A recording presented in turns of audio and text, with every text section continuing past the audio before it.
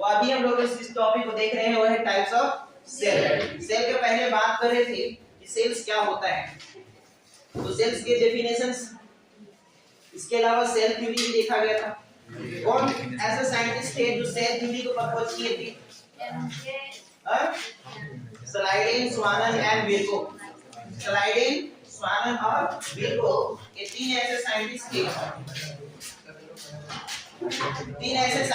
जो क्या कर रहे थे, सेल थ्योरी को क्या किए थे, प्रपोज किए थे। ठीक है, तो अभी उन्हीं में से आगे हम देखेंगे कि टाइप ऑफ सेल्स कितने होते हैं। मेनली हमारे पास दो टाइप्स के सेल्स होते हैं, one prokaryotic cell and second eukaryotic cells. First जो है प्रोकैरियोटिक सेल्स एंड सेकंड देखते हैं यूकैरियोटिक सेल्स। प्रोकैरियोटिक सेल्स हम किसे कहेंगे, इसमें क्या चीजें होती हैं, यूकैरियोटिक सेल्स क्या है, इसमें क्या चीजें होती हैं, इन दोनों के बीच में क्या डिफरेंस है, वो सारा चीज अभी हम लोग इस चैप्टर में देखने वाले। ठीक है, तो प्रोकैरियोटिक सेल्स उसमें होता है या उससे बोलते हैं जिसमें न्यूक्लियर मेम्ब्रेन एब्सेंट होता है। Which cells had not found the nuclear membrane and not found the true nucleus, that type of cells is called prokaryotic cells.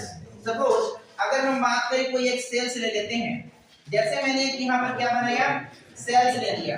Okay, अगर सेल्स में देखेंगे तो आमतौर पर सेल्स के अंदर ये होता है न्यूक्लियस, ये क्या होता है जी,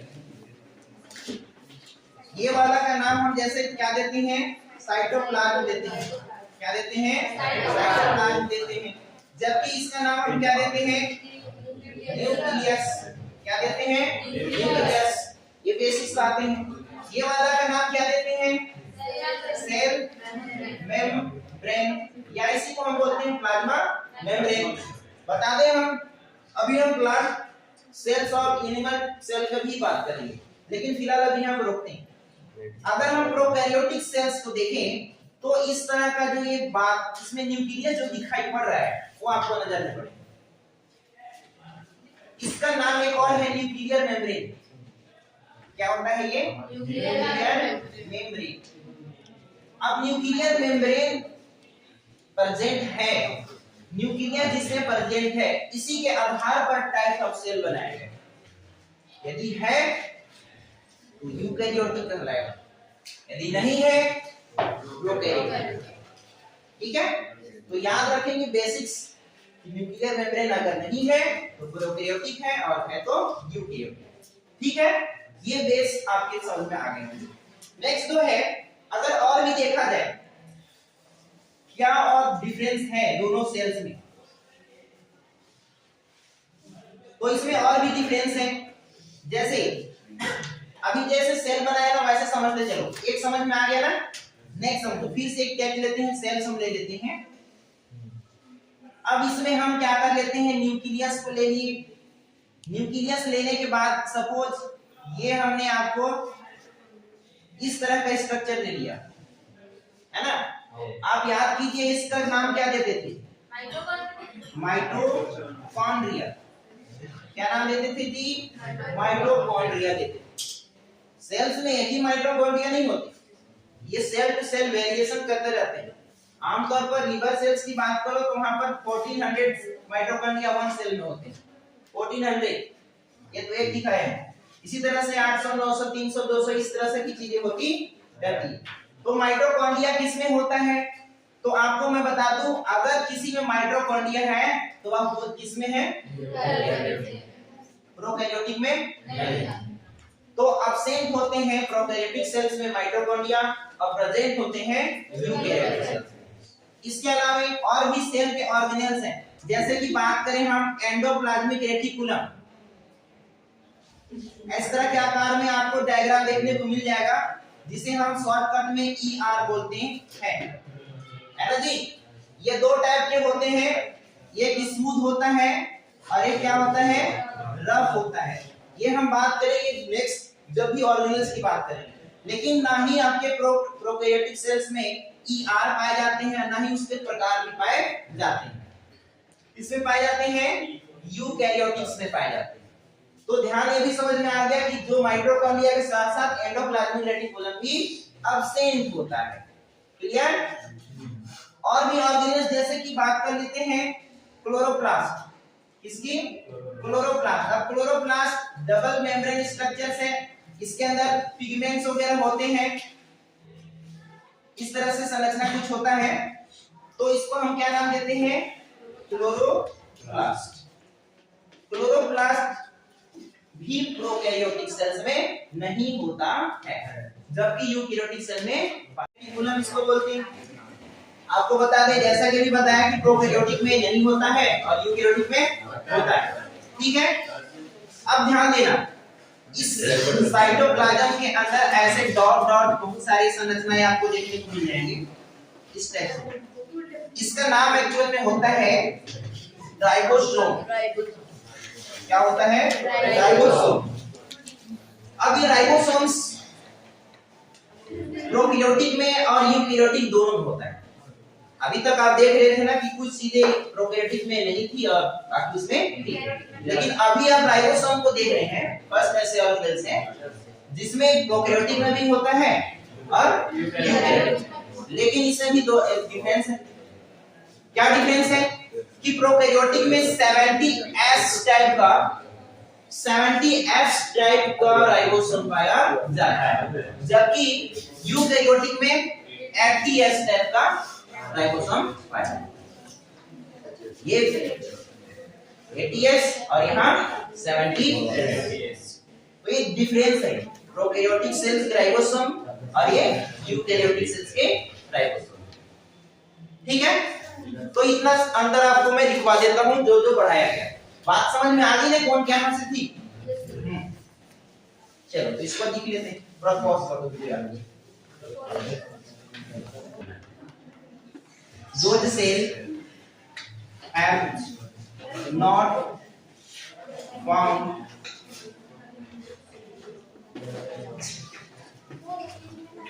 true nucleus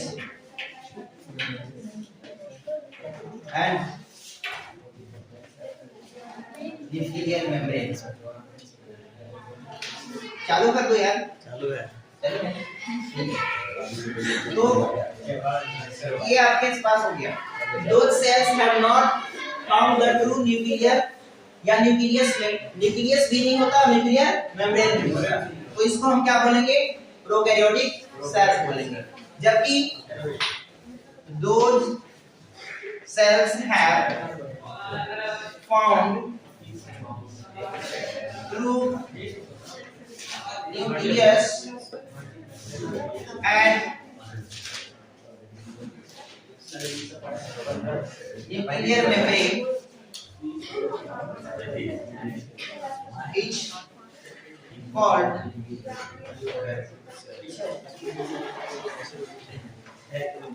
eukaryotic cell।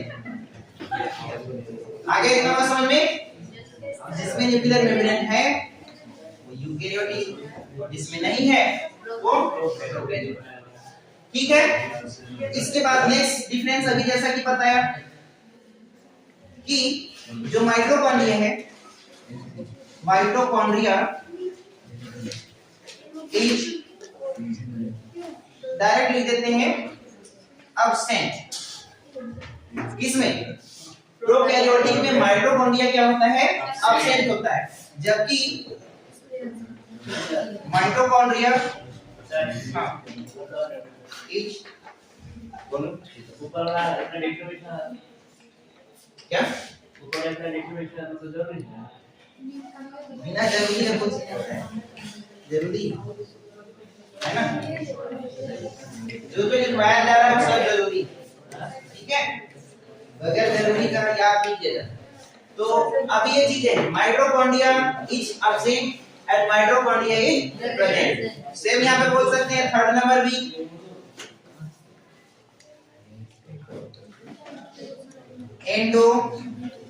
Endoplasmic reticulum is absent, जबकि यहाँ पर एंडोप्लाज्मिक रेटिकुलम इज प्रेजेंट। ये भी बात समझ में आ गया? ये इसमें होता है और इसमें नहीं होता। इसके बाद फोर्थ अंतर देखिए,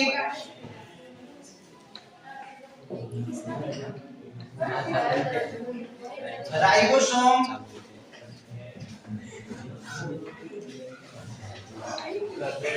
found in 70S type, 70S type का होता है, जबकि ribosome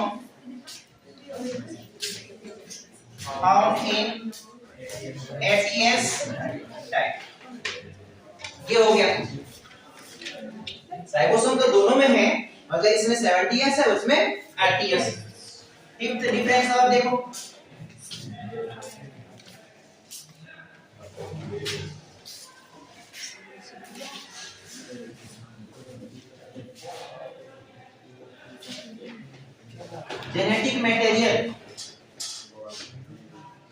genetic materials are necked होते हैं, खुला होता है, जिसमें कोई कवर नहीं होता, जबकि genetic materials is membrane bound,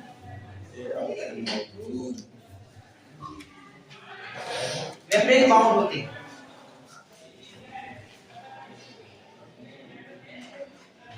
That is called nucleus। यहां पर आप लिख सकते हो that is called nucleus।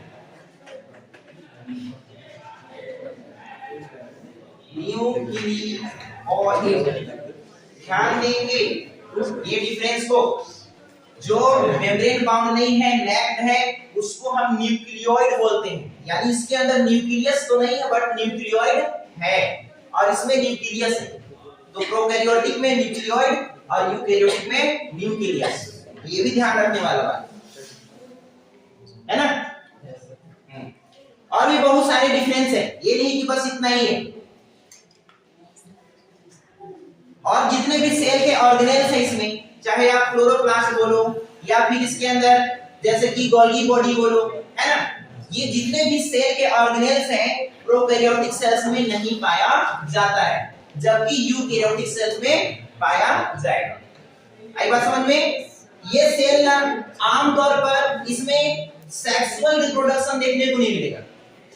ये सेल्स जो है यानी कि सेक्सुअल रिप्रोडक्शन देखने को नहीं मिलेगा, बट यूकैरियोटिक सेल्स में क्या है, सेक्सुअल रिप्रोडक्शन देखने को मिलेगा। तो ये कुछ और भी बेसिक डिफरेंस है। तो इतना डिफरेंस आपके लिए काफी है, अगर आप इतना भी याद रख लेते हो तो आपका काम बन जाएगा। ठीक है, तो फिलहाल के लिए इतना रखते हैं, वैसे और भी बहुत सारे डिफरेंस है। ओके।